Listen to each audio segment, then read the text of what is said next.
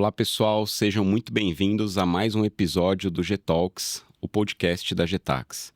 Toda semana a gente recebe convidados de diferentes áreas, sempre trazendo temas extremamente relevantes para você, contador, aplicar no seu escritório, no seu dia a dia. A gente sempre procura trazer conteúdos muito práticos aqui, né? No último episódio a gente falou bastante sobre IA. Então a gente recebeu o Alexandre, tivemos um papo bem produtivo sobre IA. Se você não assistiu esse episódio, a gente vai deixar o link aqui na descrição. Eu sou o Gustavo, CEO da Getax, e a Getax ajuda diversos escritórios de contabilidade a automatizarem os seus processos da área fiscal, de ponta a ponta, né? Desde a busca da nota, auditoria, correções dos XMLs, até a apuração do imposto e geração das guias.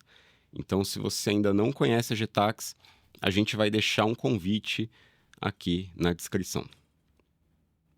Se você está assistindo esse podcast no YouTube, se inscreve no canal, ativa o sininho das notificações, já deixa o like também nesse vídeo, para que você não perca os próximos episódios. E se você está ouvindo nas plataformas de áudio, segue o nosso podcast para ficar por dentro aí dos próximos episódios. Hoje a gente vai falar de um tema bem importante, bem relevante e um tema que muitos contadores têm muita dificuldade, né? A gente vai falar um pouco sobre vendas. E eu tenho o prazer de receber hoje aqui a Regiane Espósito, da NTW Contabilidade. Regiane, seja muito bem-vinda. Eu queria que você se apresentasse para o nosso público aí antes da gente começar esse bate-papo. Obrigada, Gustavo. É um prazer estar aqui nesse podcast.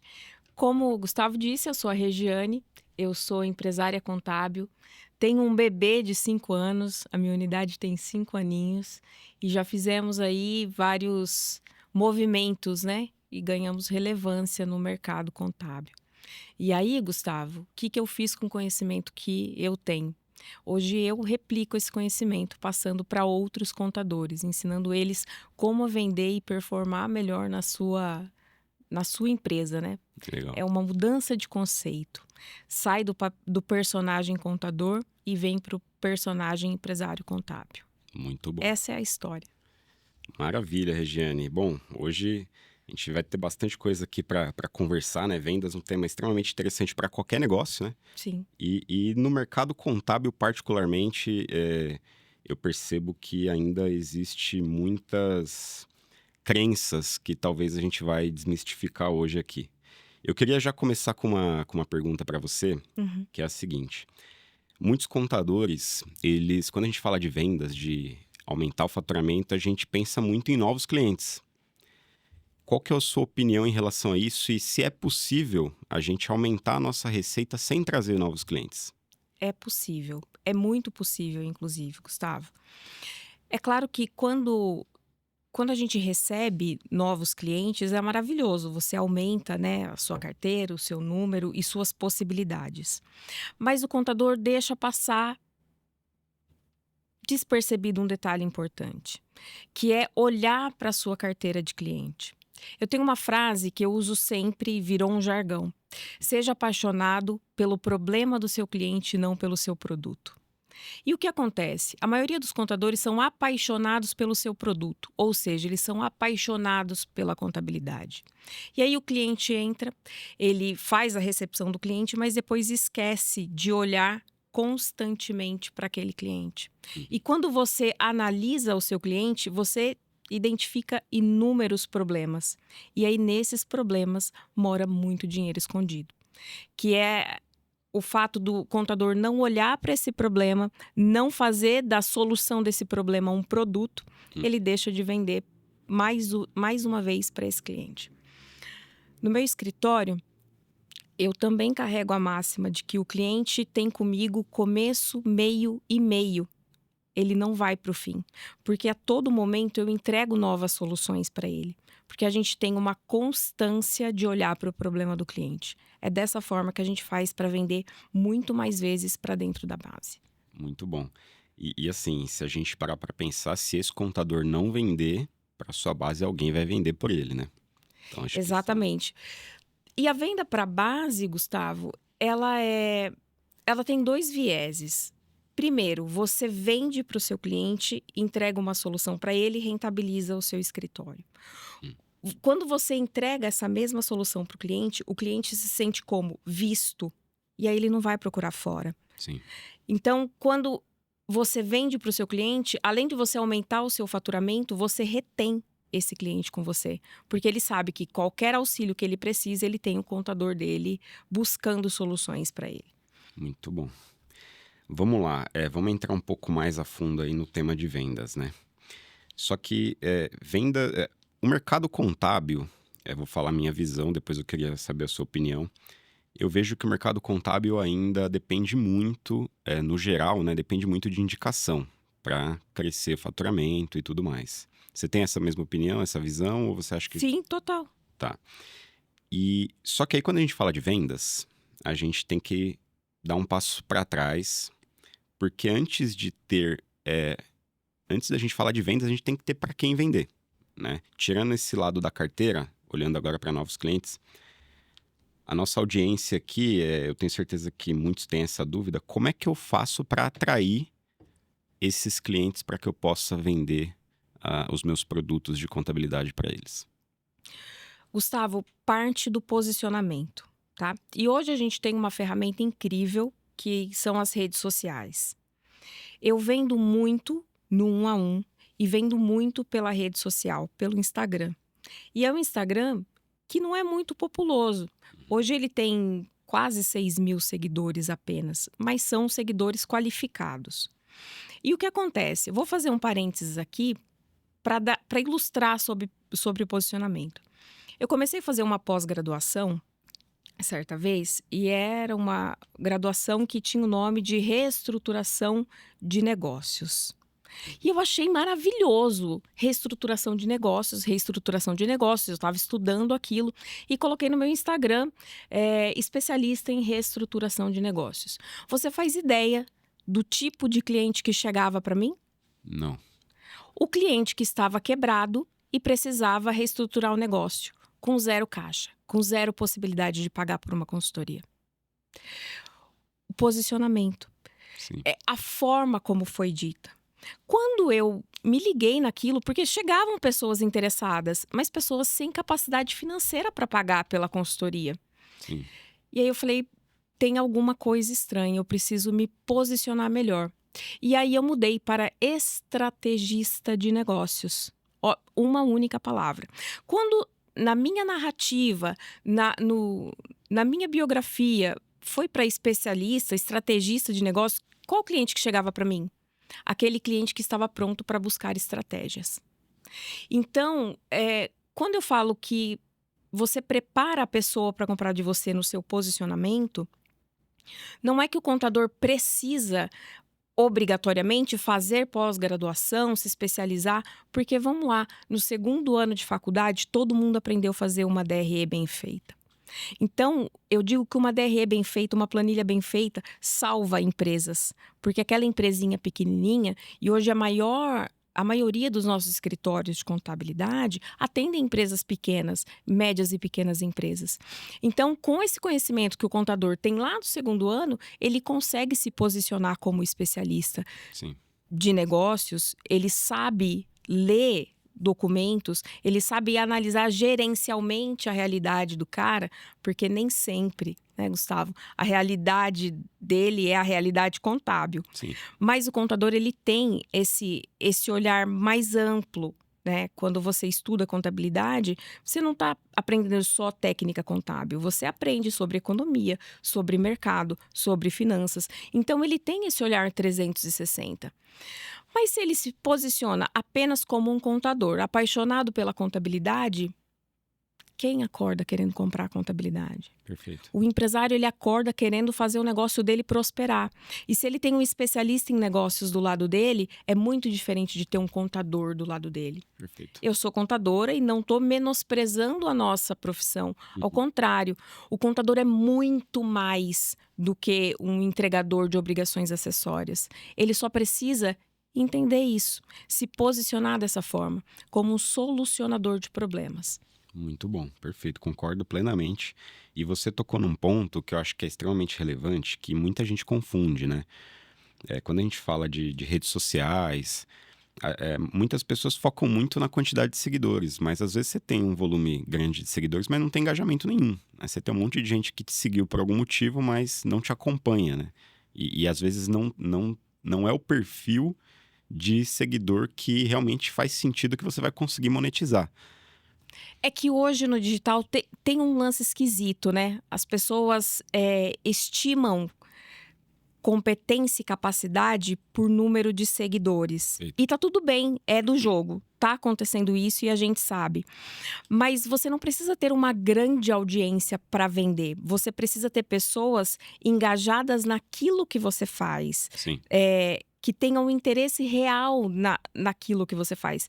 E é lógico, quando a gente se posiciona, a gente exclui. Eu vou explicar. Uhum.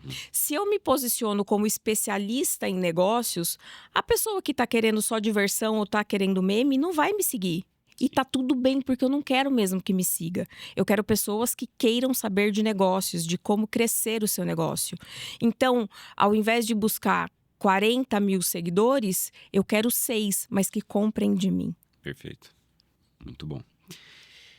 E aí, entrando mais no detalhe, como é que funciona isso, né? Você cria conteúdo ali no Instagram, com esse posicionamento que você acabou de explicar, e aí os leads caem na mesa pedindo para... Como é que é essa dinâmica? Como é que um seguidor seu que te acompanha vira seu cliente? Gustavo, você já teve loja física? Não, nunca tive. Não? Não. Eu tive. Eu tive uma loja de produtos indianos e coisa e tal. Legal. E aí que eu trato o meu Instagram como se fosse a minha loja. Tá. Eu já vou explicar. Então, você chegou no meu Instagram por um conteúdo que eu criei. E para mim funciona muito conteúdos do tipo viral nichado. Ah. Então, eu crio um conteúdo que chama a atenção do seguidor, ele curte, comenta e às vezes me segue. Mas o que eu faço? Eu trato o meu Instagram como se fosse uma loja física. Pisou ali dentro, vai receber meu bom dia. Você já entrou numa loja, o pessoal não dá atenção, você sai, não é? Sim, sim. O Instagram funciona da mesma forma. Então, essa pessoa interessada no meu vídeo, deu um like, curtiu, eu entro no perfil dessa pessoa e falo com essa pessoa. Perfeito. Se ela seguir um conteúdo de contabilidade, opa, tudo bem, Gustavo? E aí, você tem algum empreendimento? Conta pra mim um pouquinho do seu negócio. É só o que eu preciso saber. Porque ele vai contar do negócio pra mim. E ele vai se sentir recepcionado. O bom dia tá dado, entende? E daí, Gustavo, no mês de dezembro, dessa forma nós fechamos 44 contratos. Caramba. 44 contratos. Com uma pessoa no comercial. Então, é muita coisa, né? Um bom dia faz diferença. Faz. E isso é automatizado ou você vai lá e manda? Como é que é isso? Não. São feitos por pessoas. Legal. A gente vai lá e faz. E aí, como, Regiane, se separa um grande tempo pra isso? A gente tá com o celular na mão o tempo todo. Piscou ali, eu tô aqui. Não, Vou lá e respondo. A pergunta é justamente a provocação é justamente essa, porque às vezes a gente quer começar algo já da melhor... Estourando no norte. Tudo automatizado, tudo... E a gente tem que começar, né? E depois a gente vai melhorando. Eu percebo que muita gente começa a gravar conteúdo na internet com a expectativa de que ele vai fazer alguns vídeos, vai viralizar, e as pessoas vão começar a pedir propostas ali de forma totalmente passiva, sabe? Então, isso que você trouxe é bem interessante para que a nossa audiência entenda que você precisa fazer um trabalho ativo dentro da sua audiência ali, né? Ativo e constante. E o que eu vou falar sobre constância? Constância não é você fazer tudo todo dia. É quando você falha, você saber recomeçar. Isso para mim é constância. Então vamos lá. Tô postando conteúdo todos os dias. Aí chegou a época de imposto de renda. Cara, não dá para fazer todo dia. Aí você vai fazer um dia sim, um dia não. Aí você vai fazer uma vez por semana, quando o negócio tá apertando. Depois você fala assim, parei. Não para, volta. Sim. Volta. A constância sobre você manter o ritmo. Às vezes um pouco mais acelerado, às vezes menos. Mas constância é sempre você retomar, sabe? E hoje eu tenho, acho que quase 2.000 conteúdos publicados. Cara, é conteúdo pra caramba. Bastante. Eu posto na rede social todos os dias. Mas todos os dias, todos, Regiane? Não. Grande parte dos dias, 2 vezes no dia, pelo menos 1 vez no dia. Ideal, pra mim, é postar 3, 4 vezes no dia. Eu consigo? Cara, eu tô num ritmo onde eu não consigo mais. Mas todo dia tem um conteúdo na minha rede social. Isso pra mim é constância. Faz diferença sim. Mas só que só postar e esperar o cara bater na minha porta. Regiane, bom dia, eu vim comprar a sua contabilidade. Não vai rolar. Sim. Não vai rolar. Mesmo porque, quando você compra serviço, minimamente o cliente precisa ter confiança. E não é num reel que ele vai adquirir confiança em você. Vai despertar uma curiosidade, mas a confiança você vai estabelecer na sua negociação com esse cliente. E a negociação começa no primeiro bom dia. É isso aí. Me fala uma coisa, quando que você começou a gravar conteúdo na internet? Você lembra? Logo que eu entrei para a rede NTW, porque a NTW é uma franquia, tá? Então eu tenho 2 unidades, a unidade de Brotas e de Americana. Logo que eu comecei, eles disponibilizam para os franqueados conteúdos, mas conteúdos técnicos. Então tinha lá os posts estáticos, eu publicava no Instagram, mas aí eu comecei a perceber que aquilo ali estava virando um encarte, um jornal. E aquilo me incomodava. Aí o que eu fazia? Eu pegava o material, colocava no Canva e colocava uma foto minha, para deixar diferente das outras unidades. Isso lá no comecinho, há 5 anos atrás. Depois, falei, não tem de mim aqui. E aí eu comecei a pegar os conteúdos que eles mandavam e fazer em vídeo. Eu memorizava e eu falava. Porque eu sentia falta da Regiane. Sim. Porque assim, ó, a gente tá numa rede. Qual que é a diferença de comprar de Regiane ou de Maria? Não, eu preciso colocar um diferencial. E aí eu comecei a trazer com a minha fala, com a minha voz. Logo depois, eu entendi que o conteúdo era muito técnico. Eu precisava falar de uma forma mais simples, com a possibilidade de qualquer pessoa entender. Perfeito. E ainda bem, eu tenho essa facilidade de traduzir algo complexo em algo fácil. E aí me adaptei, curti fazer, sabe?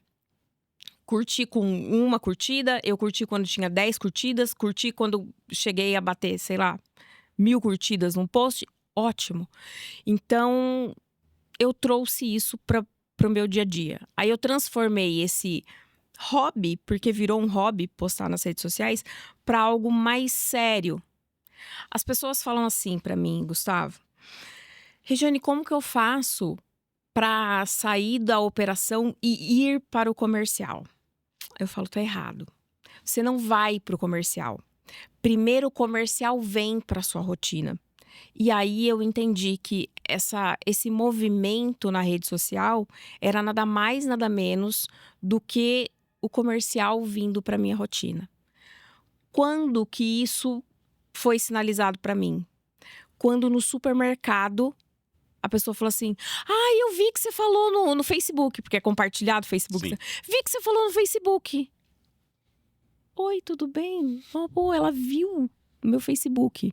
Hoje é mais comum, as pessoas acompanham até a nossa vida, Sim. mas sinalizou para mim. Tem alguém vendo, alguém que não me conhecia, viu.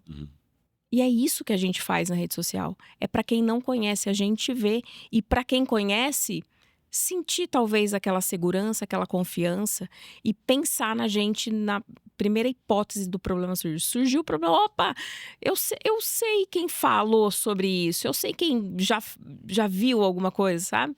Então, é dessa forma que a gente faz.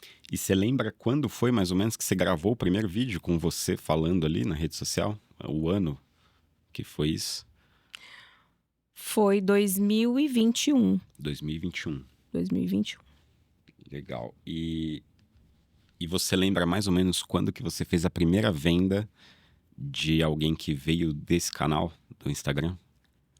Do Instagram especificamente, não lembro. Mas você sabe se foi uma coisa que demorou muito? Não foi. Vamos lá, eu tô numa cidade de 23 mil habitantes. Eu Uhum. tenho um cliente que fala que lá tem 23 mil habitantes, o cantor Daniel, Sim. e aí eu complemento, e uma contadora gente boa, né? Então, o que acontece? Você posta nas redes sociais, as pessoas vêm. Sim. Então, eu fiz foi 2021, um evento Tá. chamado Descomplique MEI. Eu também comecei atendendo mês. Depois eu tenho até uma observação para falar sobre isso. Uhum. Comecei atendendo mês e aí eu queria reunir eles num lugar para todos me ouvirem de uma vez só. Então eu fiz um evento no Banco Sicredi, foram acho que cerca de 20 empresários. E eu comecei a postar na rede social sobre esse evento. Então as pessoas que não me conheciam foi pro evento através desse meu convite. E dali fecharam algumas vendas. Então já foi rápido, né? Começou a ter um retorno rápido ali. Foi. Então, assim, mas se eu não tivesse feito esse movimento dentro da minha cidade, porque o meu escritório não nasceu dos meus pais. Sim. Eu não era ninguém. No interior tem algo muito esquisito, que é assim, Gustavo. Eu sou paulistana e mudei para Brotas há 20 anos já. Mas quando eu cheguei lá, era assim, as pessoas me perguntavam, mas você é gente de quem? Eu falava, sou filha do Hernando e da Rose. Eu não tinha sobrenome. Sim. Então, hoje, meu filho é filho de alguém. Uhum. Mas eu cheguei lá pedindo emprego, mas eu não era gente de ninguém. Então, tudo que foi construído da NTW foi construído a partir daí. Sim. Eu não era ninguém. Começou com essas publicações em Instagram e Facebook. Legal. E aí, vamos lá. Hoje o seu escritório está em Brotas. Você atende também a região de Americana ali. Você falou, né? Você tem a licença. Hoje a gente tem a licença em Americana, mas hoje a gente atende a nível Brasil. Isso. E é justamente isso que eu ia perguntar. Porque essa é outra questão que às vezes os contadores se limitam muito, né? Às vezes aquele contador que está no interior, muitos deles ainda acham que ele não tem condições de captar clientes de outras regiões, né? Então, o que você acha disso? Eu tive esse medo. Mas aí eu tinha um cliente que era de Brotas. Uhum. E ele se mudou para São Carlos, que é uma cidade ali no entorno. Conhece? Conheço. E aí eu desbloqueei. Aí eu atendo Brotas e São Carlos, Uhum. dentro da Operação Brotas. E daí, quando isso foi desmistificado em mim, cara, você atende a todo o Brasil. Qual que é a diferença? Vai ter diferença em prefeituras, parte de legalização. A gente tem que ter um pouco mais de manejo, um pouco mais de cuidado, mas do mais, Uhum. é o mesmo. Ainda mais, eu abri o escritório em época de pandemia. Sim. Então, eu já não tinha mais esse bloqueio regional, né? Porque as reuniões podiam ser online. Coisa que, se a gente pega 2 anos para trás do início do meu escritório, era mais difícil. Ninguém queria fazer reunião online. Uhum. Hoje as pessoas assim, cara, vamos fazer uma call rapidinho aqui? Em 5 minutos você resolveu um problema. Em 15 minutos você fez uma baita reunião com o seu cliente. Então você não tem mais aquele deslocamento e tudo mais. Então, bem tranquilo. Mas a minha chavinha virou quando o meu cliente se mudou para São Carlos, tá? Ali eu entendi que eu podia desbravar. E aí, você tocou nesse ponto, acho que é extremamente relevante a questão da pandemia, né? Acho que até os escritórios de São Paulo, quando vai atender um cliente em São Paulo, as reuniões são online na maioria das vezes. Então, essa questão presencial já caiu bastante depois da pandemia. Então, realmente, não tem porquê, né? Você se limitar regionalmente, né? Acho que... Tanto com o cliente quanto com o time. Sim. O meu time, maioria é home office. Uhum. Tem São Paulo, tem Rio, tem Bauru. E nós de Brotas só que faz... em Brotas só está o time que faz o relacionamento com o cliente. Tá. A minha operação, ela é toda fora. Uhum. Toda fora. E hoje você tem algum nicho que você atende? Como que é o perfil dos clientes lá? Não é super nichado. Ali a gente foca em pequenas e médias empresas, Tá. mas não é nichado. Esse é um ponto do qual, assim, eu não tenho tanta propriedade para falar, porque ainda tenho as minhas limitações com isso. E não é tanto medo de nichar, sabe, Gustavo? Mas qual é a praia que eu gosto mais de surfar? Uhum. Eu atendo muito comércio. Tá. Mas eu não tenho certeza se é essa praia que eu quero surfar para sempre. Então ainda está em aberto essa questão do nicho. E pro meu modelo de negócio funciona bem. Uhum. Funciona bem, a comunicação funciona bem, a entrada de cliente funciona bem, mas talvez numa super escala eu precise nichar. Mas não tenho ainda definido. Legal. Então vamos lá, agora já ficou bem claro como você gera essa demanda, né? Então você comentou que gera conteúdo ali no seu Instagram, que isso é replicado no Facebook, e aí você aborda essas pessoas, recepciona ela e já começa a tentar extrair alguma informação, se ele é empresário e tudo mais. Tem um ponto. Vamos lá. Não é só quem chega, tá? Eu também busco.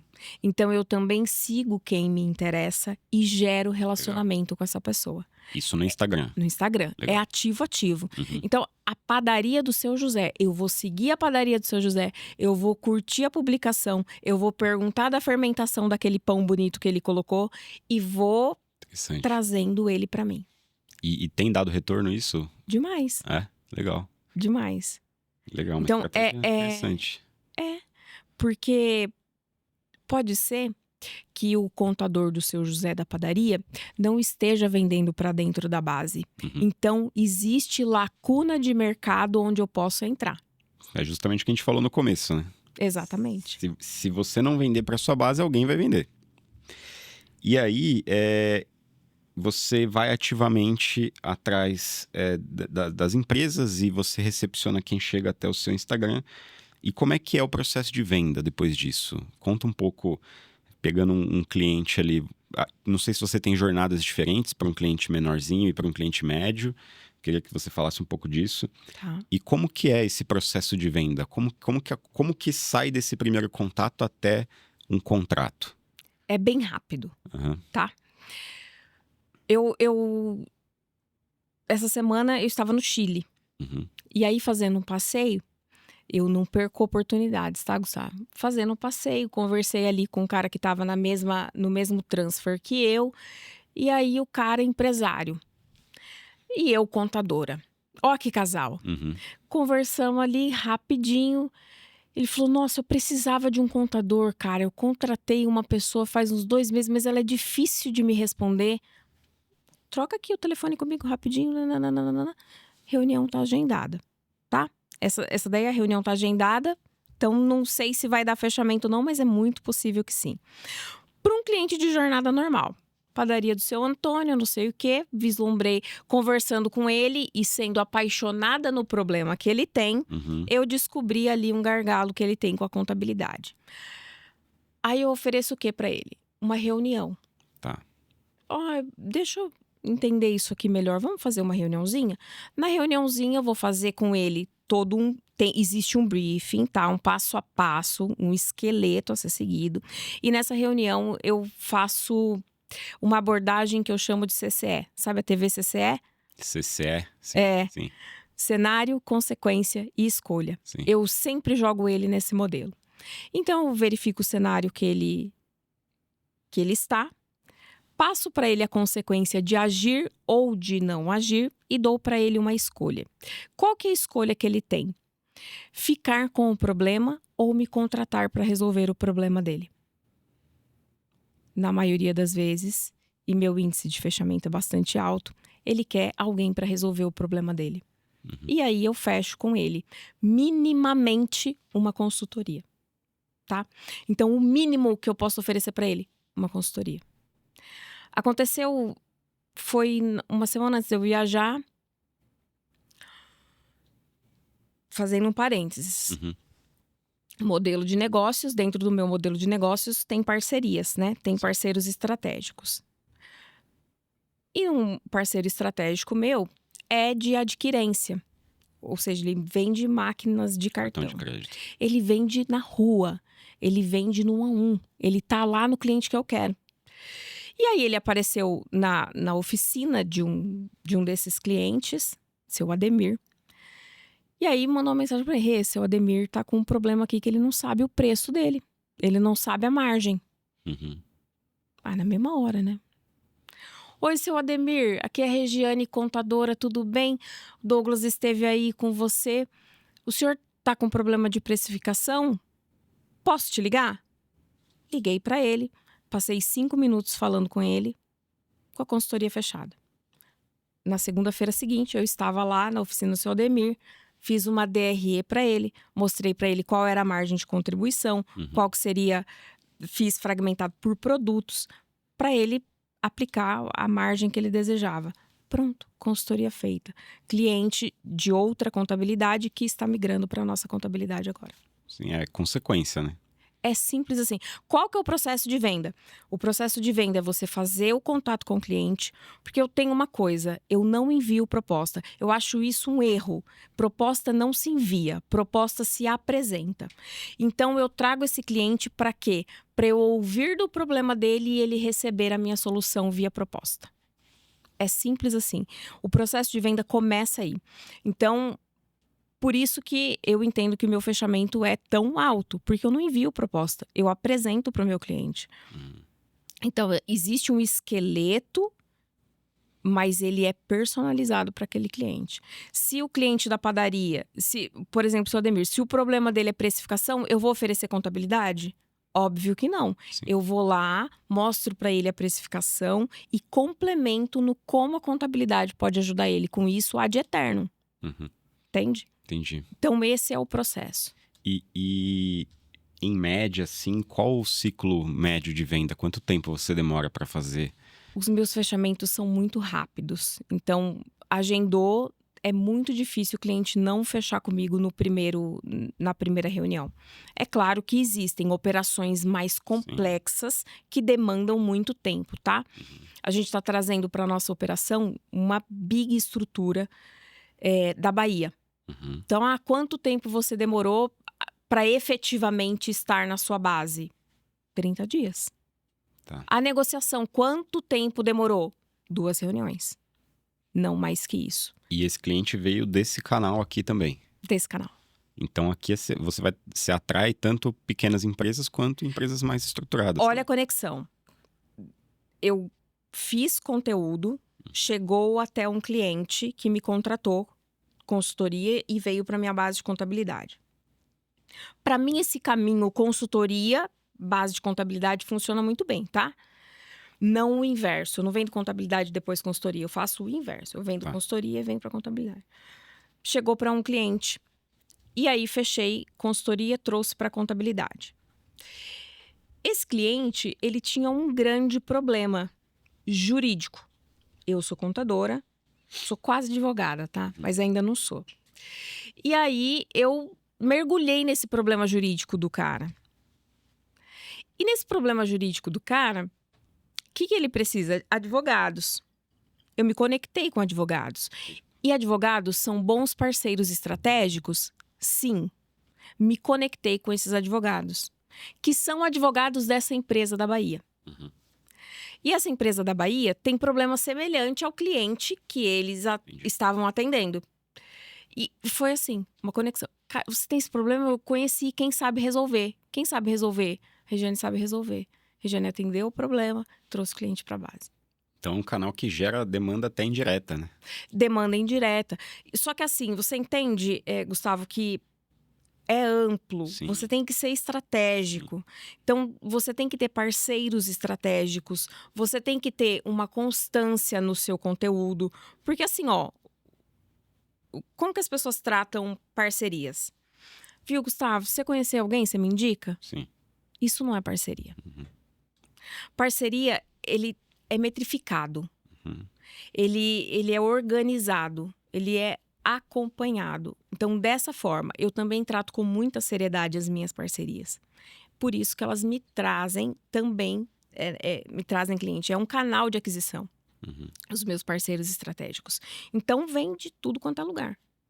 Sim. Entende? O que você acha que...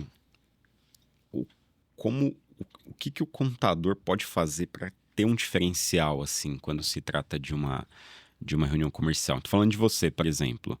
O que faz um cliente fechar com você e não fechar com outro escritório, na sua opinião? Qual que é o grande diferencial que você oferece para o cliente? Quando o cliente está na minha frente, eu não falo para ele que eu estou na maior rede de contabilidade. Eu não falo que a contabilidade é premiada. Eu não falo do meu currículo. Eu não falo nada. A minha atenção é 100% o meu cliente. Quando ele está na minha frente, pode mãe chorar, filho chorar, telefone tocar. Não importa. É o meu cliente que está na minha frente. E ele sente. Uhum. Ele sabe quando ele está sendo ouvido. E hoje as pessoas não têm paciência em ouvir. As pessoas querem falar. Elas não têm paciência em ouvir. Então, quando o contador ele está 100% para o seu cliente, isso impacta o cliente diretamente. Sim. Ele sente, ele sabe. Eu tenho um mentor que diz assim, ó, não são números, são pessoas. E isso é uma realidade para mim. Sim. Não são números, são pessoas. Eu preciso ser apaixonado no problema dessa pessoa que está na minha frente agora. E esse é o meu maior diferencial. Eu ouço muito bem. Eu sou uma boa ouvinte. Eu acho que você tocou num ponto que eu acho que é super interessante, que o fato de você oferecer uma consultoria e depois ir para a contabilidade, isso dá a oportunidade também do cliente conhecer o seu trabalho, né? Porque o trabalho de migração de contabilidade é meio... como é que eu vou dizer? Caótico para o cliente, né? Então, a gente não vê as empresas mudando de contabilidade todos os meses, né? Mesmo que ele esteja insatisfeito, ele é um serviço que tem um atrito muito grande, né? Mudar. Então, esse ponto acho que é super interessante porque você consegue passar um grau de confiança muito grande com o serviço de consultoria para que aí ele possa tomar uma decisão de forma mais tranquila, né? Posso ir além? Uhum. Para o contador, por que é importante começar pela consultoria? Porque é o momento onde ele sabe se ele vai dar o não para o cliente. Se ele não vai querer esse cliente. Porque o cliente chega aqui com um problema ou outro, você não conheceu a fundo, tá? Uhum. Você vai para uma consultoria, você vai para dentro da organização do cara. Você vai entender. É o momento do contador se proteger. Porque ele pode falar, eu consigo te atender só até aqui. Uhum. É ali a nota de corte do contador. É uma proteção para o contador. Então, ele vai saber se ele quer seguir com esse cliente ou não. Porque a gente fala de vendas, né? A gente soa a busca do sim do cliente. Sim. Só que o contador, ele tem total permissão para dar o não, se ele não quiser aquele cliente. E quando você vai para a consultoria, você pode dar o seu não com propriedade. Sim. Eu já dei não. E acho que também você conhece melhor o cliente para depois precificar melhor ele, né? Viu? Não tem reunião de onboarding melhor que essa. Sim. Porque você tá lá, você tá conhecendo a empresa, a capacidade financeira, você faz um mapeamento, né? Uhum. E melhor que isso, você tá sendo pago. Sim. Você tá sendo pago para conhecer esse cliente. E é mais do que justo. E uma outra dúvida um pouco mais operacional ali, né? Hoje você precifica, você tem um método, uma metodologia de precificação, Tem. Então é uma coisa já modelada, não é? Tem alguns alunos, eu tenho um grupo com alguns alunos, e aí às vezes eles falam, tô com situação tal e tal, já passo um mapinha do cliente. Quanto vocês precificam aí? Aí eu falo assim, ó, meu custo é esse, então o preço é esse. Uhum. Por quê? A minha operação, ela é bem desenhadinha. Eu conheço o custo da minha operação. Então, eu sei quanto que me custa o departamento fiscal, quanto que me custa o departamento contábil, quanto que custa o departamento pessoal. Quando você vai precificar, o que você vai fazer? Vai suportar os seus custos, colocar a sua margem Sim. e vender naquele preço. O que, mais uma vez, eu falo que o contador precisa sair... Precisa não, deveria sair do papel de contador. Quando ele se entende como empresário contábil, ele para de comparar os honorários do colega para precificar. Ele sabe exatamente qual é o seu custo operacional, ele se trata como um empresário. O custo, a margem de lucro e o preço. Uhum. existe uma matemática que a galera não faz. Que é assim, ó. Eu posso vender 10 mil reais de muitas formas.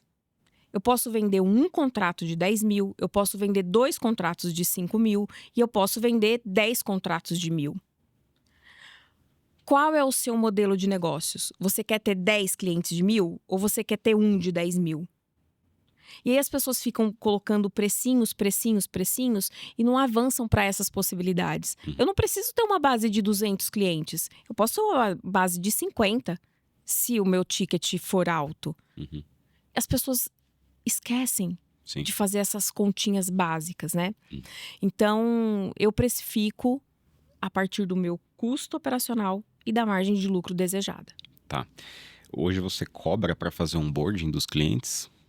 O onboarding já está dentro do pacote. Dentro da mensalidade. Dentro da O cliente mensalidade. não paga um valor à parte. Não paga. Tá. Não paga. O que você acha desse modelo? Você acha que funciona? Eu tenho percebido um movimento há não muito tempo, tá? Há uns 3 meses atrás eu comecei conversar com alguns... A gente vai muito para eventos, né? Então converso muito com contadores aí no Brasil inteiro e eu tenho percebido um movimento de os contadores passarem a cobrar um valor para fazer o onboarding desse cliente, até porque, de certa forma, ele tem um trabalho extra ali no começo, né? Você acha isso legal? Você acha que funciona? Por que que não implantei, né? Até me foi sugerido dentro da rede, inclusive. Por que eu não implantei? Porque quando a maioria das empresas que vêm para mim já passaram por consultoria, tá? E quanto mais o cliente compra de mim, menos ele paga. Então, eu dei uma consultoria para a pessoa. Quero trazer ela para minha contabilidade. Eu não vou comprar o onboarding dela. Tá diluído no plano dela, entendeu?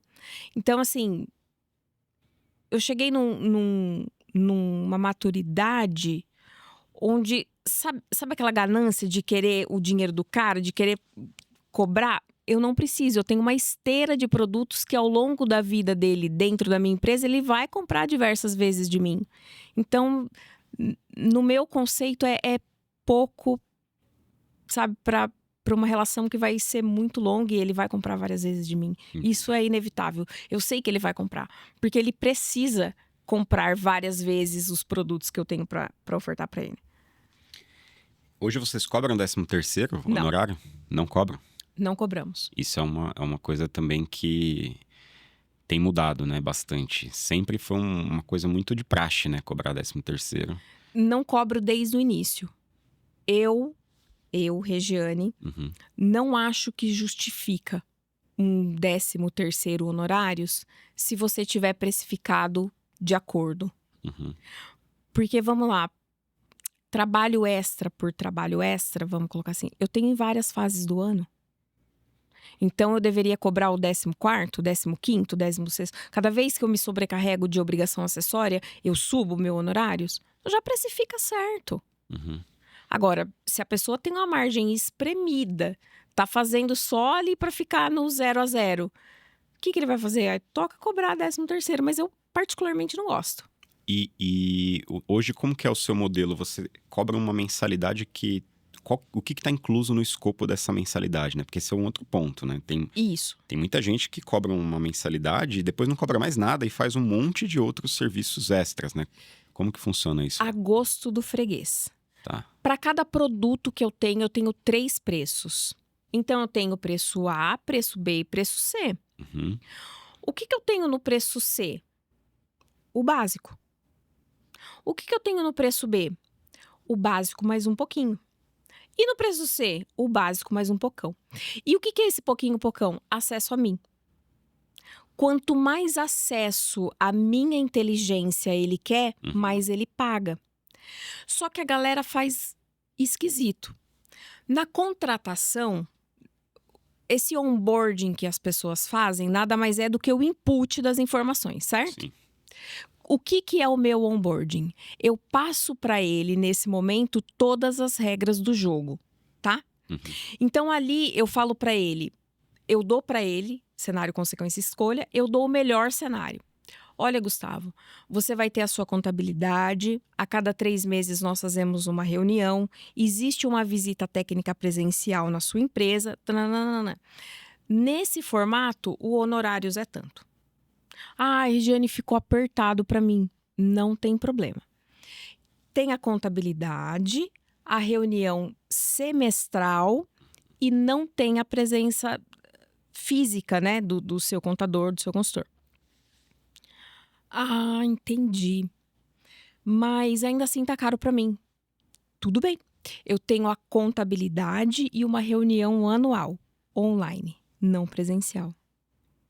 Fica confortável para você assim? Fica, mas eu queria que você viesse aqui. Tudo bem, vamos subir aqui pro B. Ele tem a opção de escolha. Lembra cenário, consequência e escolha? Eu dou a escolha para ele. Quanto mais de mim ele quer, de mim ou de um contador, mais ele vai pagar por isso. E é a regra do jogo. Sim. Só que eu não deixo para falar isso quando surge uma obrigação nova e você vai, eu tenho que reajustar o seu honorário porque eu fui aí. Claro que não, eu vou falar isso no começo. Alinha a expectativa, né? Entendeu? Então, o onboard que o pessoal faz, o que é? O input de informação do sistema. Qual que é o onboard que eu faço? As regras dos jogos, tudo claro. Então tá aqui. Ele sabe o que ele tem que me mandar, ele sabe o que eu vou mandar para ele sabe o quando, ele sabe o como. Não tenho problema com o cliente. Muito bom. Vendas é talento para você? Ou qualquer contador? É técnica. É técnica. Processos? É técnica, não é talento. Primeiro que as pessoas me perguntam se precisa ser muito dinâmico, muito dado para vender, né? Não precisa. Você é empresário. Provavelmente você tem problemas na sua empresa. Com certeza. Se chega alguém com a solução do seu problema, você vai prestar atenção se ele sorriu para você, se ele é gracioso, você quer o quê? A solução. A solução do seu problema. Quando o contador não é apaixonado pela contabilidade, quando ele tem um produto para ofertar e esse produto resolve o problema de alguém, ele está com a venda feita. Ele só precisa ter a iniciativa. Então, existem técnicas, obviamente. A técnica da recepção, a técnica de como você quebra uma objeção, a técnica do encantamento. Existem técnicas. Você precisa ser um super para fazer isso? Não. Só seguir o beabá da técnica. Sim. E essa questão do perfil da pessoa, você acha que impacta? Por exemplo, você trouxe um exemplo aqui que você estava viajando e você já puxou conversa ali com alguém que estava no mesmo transfer e isso acabou virando uma proposta que Sim. provavelmente vai virar um cliente. Se eu sou aquela pessoa mais introvertida, que já não tem, eu tenho essa dificuldade de me conectar assim tão fácil com as pessoas, aí eu já, por exemplo, essa oportunidade eu já não teria, né? O que você acha disso? Depende. Porque como você encara isso? Se você encarar assim, eu tenho meta de venda para bater. Cara, você vai deixar sua vergonha do lado, você vai avançar. Você tem meta. É fazer do comercial algo sério, não algo casual. Sim. Não quando dá. O meu comercial é meu comercial. Eu tenho meta para bater. Eu não gosto de falar com A, B e C. Foda-se. Tem que fazer. Vai falar com A, B e C, porque você tem meta para bater. Hoje eu tenho famílias para alimentar. Tem uma galera trabalhando para mim. Eu vou me dar o luxo de não querer vender? Eu vou vender sim. Então, assim, me perguntaram num podcast uma vez, Gustavo, se o contador precisa ser absurdamente técnico. Eu descaradamente falei não. Contador não precisa ser o cara mais inteligente da mesa. Ele tem que ter um corpo técnico muito bom. Eu mesmo não sei qual botão apertar na folha de pagamento. Não faço ideia. E tenho zero problemas em falar isso. Ele só precisa ter alguém muito bom que faça. O contador precisa ser muito bom em vendas? Não. Ele precisa ser o melhor vendedor do escritório dele. Porque ninguém pode ser mais apaixonado pelo problema do cliente dele do que ele. Mas ele precisa efetivamente ser o vendedor?